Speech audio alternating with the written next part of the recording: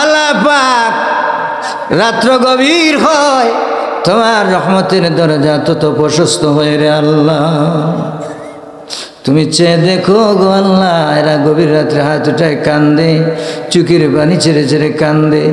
এদেরকে বলেছি তারা আলোচনা শুনতে, নিরিবিলি বসে থাকতে, তারা সব কথা আমার শুনেছে গো আল্লাহ, দান খয়রাত করেছে গো আল্লাহ, সবই তো শুনলো আল্লাহ। একটা মানুষ উঠলো না, ডিস্টার্ব করে নাই, কোনো সাউন্ড পর্যন্ত দেয় নাই।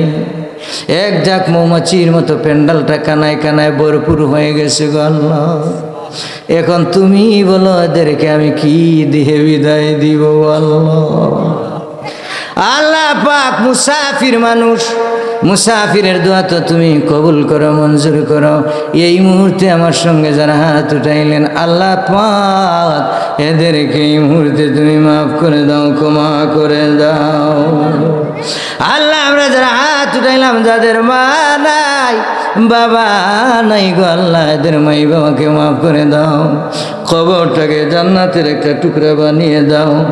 যাদের মা বাবা হায়াতে বেঁচে আছেন হায়াত লম্বা দীর্ঘ করে দাও বাবার আল্লাহ।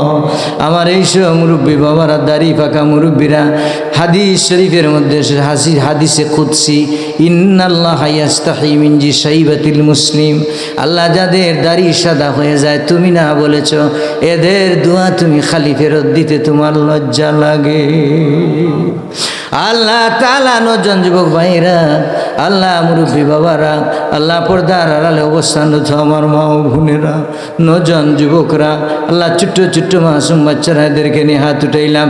এই মুহূর্তে গোটা বাস গাড়িকে আল্লাহ তাবারক ওয়া তাআলা তুমি মাফ করে দাও আল্লাহ পাক। এই কমিটিকে তোমার কাছে আমানত দিলাম আল্লাহ পাক। এই মাহফিলে যারা প্রথম থেকে শেষ পর্যন্ত এদেরকে আমানত দিলাম, গোটা এলাকাকে তোমার কাছে আমানত দিলাম। তুমি দেখে রাখবা, ভালো রাখবা, সুখে রাখবা গো আল্লাহ। আল্লাহ খামাই রুজির মধ্যে বরকত দিয়া দিও, অসুস্থ যারা আছেন শেফা করে দিও আল্লাহ। মনের আশা তুমি পূরণ করে দিও। মা মহিলাদেরকে তুমি মাফ করে দাও, আবেদা বানাও, সালেহা বানাও, রাবেয়া বসুরি বানিয়ে দাও গো আল্লাহ। যেদিন আমাদের নামে মালাকুল মউত পাঠাইবা, যেদিন আমাদের নামে নোটিশ জারি করে দিবা, ওই দিন কঠিন সময়ে দয়াল নবীজিকে সামনে রেখে রেখে নুরানি চেহারা দেখে দেখে আমাদের সকলার দিলে মুখে জবানে জারি করে দিও ওই মধুর কালেমা ইলাহা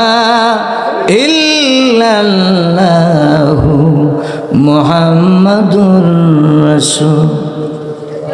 আসসালামু আলাইকুম ওয়া রাহমাতুল্লাহ।